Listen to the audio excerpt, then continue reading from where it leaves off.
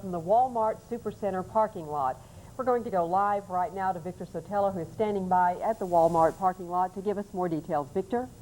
Thanks, Fran. A tragic center. A 1-month-old baby at about 4:20 this afternoon was abducted.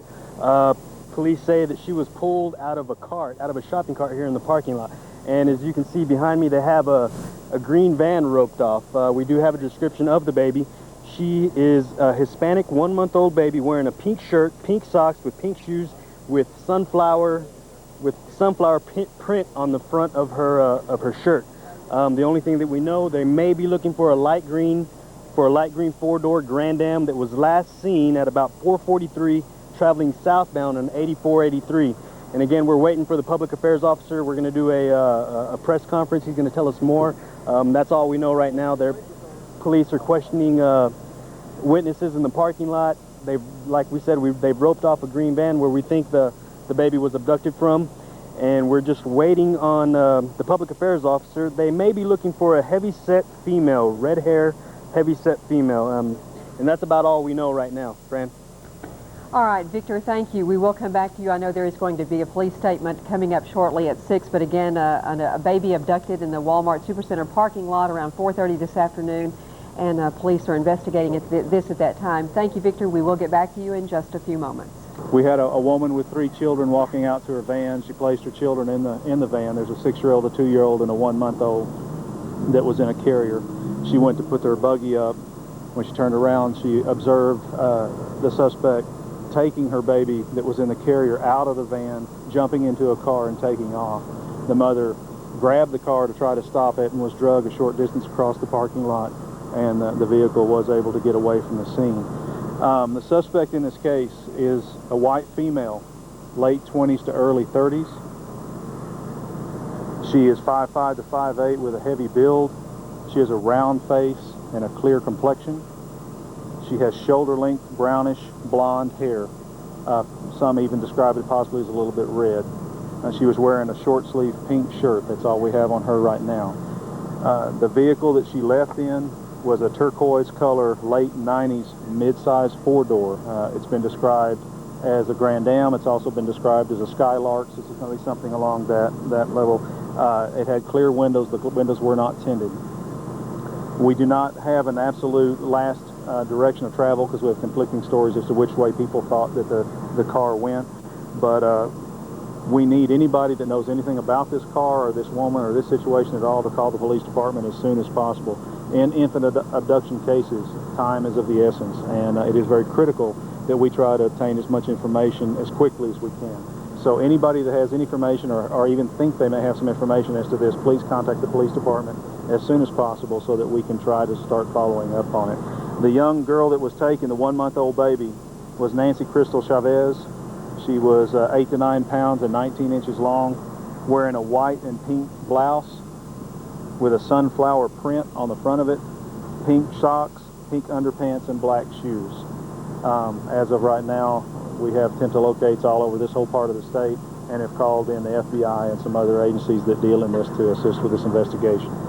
But that's all we have it right now, but we would very much appreciate whatever help the public can give us on trying to get information on this suspect or this car. How long after you got the call in did y'all actually get out here? I'm not real sure. I know that responding officers were probably here within 2 to 3 minutes at the most based on what I saw on the call sheet, but I don't have that as an exact number. Is there any possible relation with the child and the woman who took her? We don't think so at this time. The family is an intact family without any kind of signs of problems that would lead to some sort of custody problem or anything like that, which naturally is one of our first thoughts. It does not appear to be that way. This appears at face value to be a legitimate infant abduction and something that we're very, very concerned about and that we are really requesting some help on. You obviously have, I mean, it's a busy daylight, a lot of witnesses.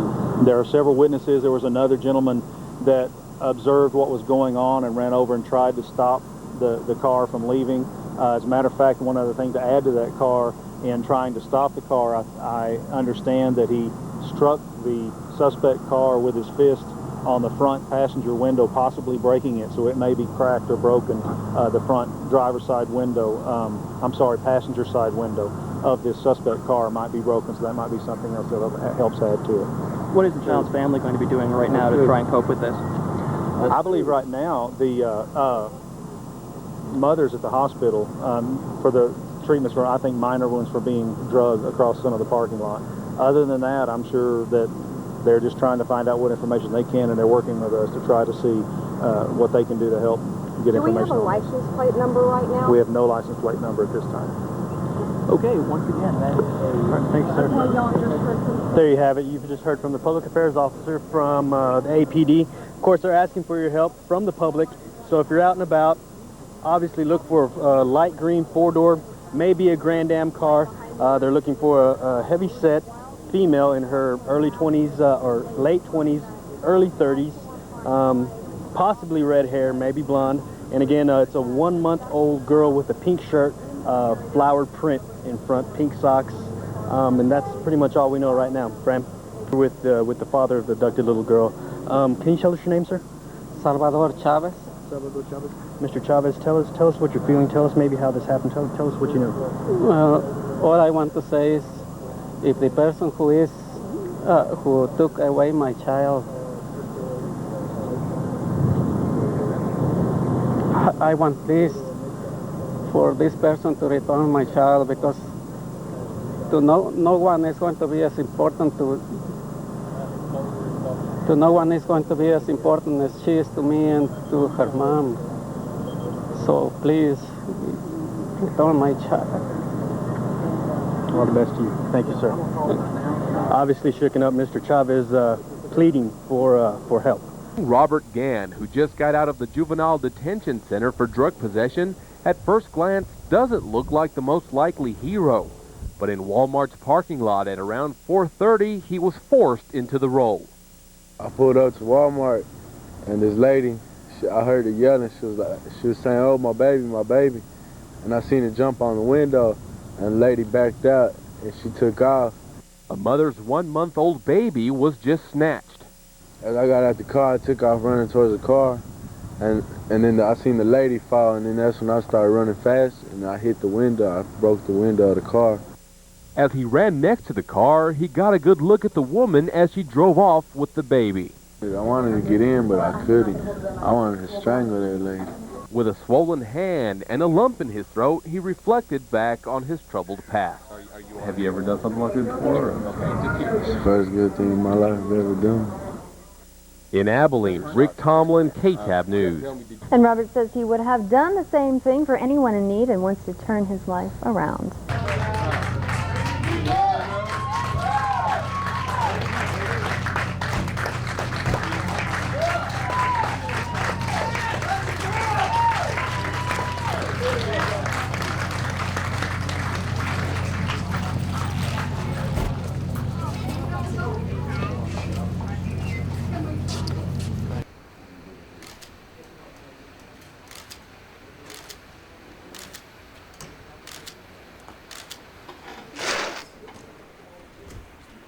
From happening, he's a hero because he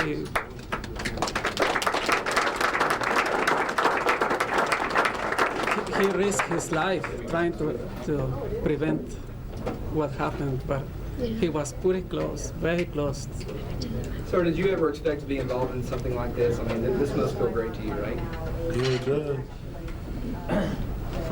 First thing I ever done good felt like. What went through your mind? You saw it happen. What'd you think? Tell us. Give us a blow by blow. What'd you do? Robert, what happened? Tell us. What you saw and what you did. I just seen the mom crying. It made me feel bad. Remember, like when I was messing up my life, my mom used to go see me crying on my shoulder. And it's like I seen my mom going through all that pain again, so I wouldn't help, just like I would help my mom. The reason I changed my life around. Would you consider this to be a life-changing experience for you? Yeah. Makes me look at life at a different perspective. So tell us everything you did. Tell us how you tried to stop it. I started chasing the car, and I seen her fall. And that made me even run fast, and then I got to the car, and I tried to open the door. I couldn't open the door, so I swung at the window. How's your hand? It's all right. It's going down. Robert, what do you think now, holding Nancy there? Made me feel bad that I couldn't get her, but at least somebody did.